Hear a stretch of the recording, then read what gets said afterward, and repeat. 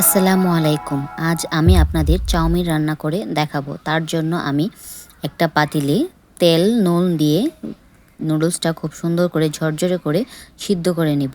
এরপর পেঁয়াজ কুচি, রসুন কুচি, মরিচ কুচি দিয়ে একটা প্যানে একটু তেল দিয়ে আমি হালকা ভেজে নেব।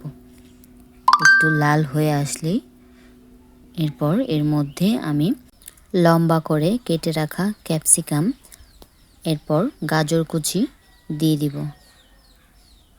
আমি এখানে একটু অল্প লবণও দিয়েছিলাম, দিয়ে একটু হালকা নাড়াচাড়া করে নেব।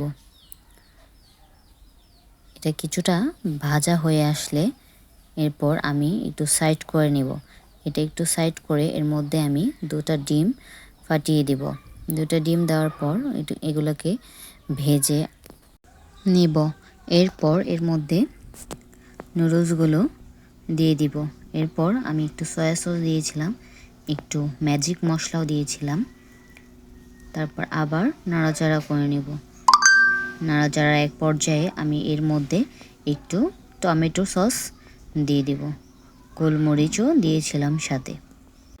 এই তো 2 মিনিটে আমাদের চাউমিন রেডি।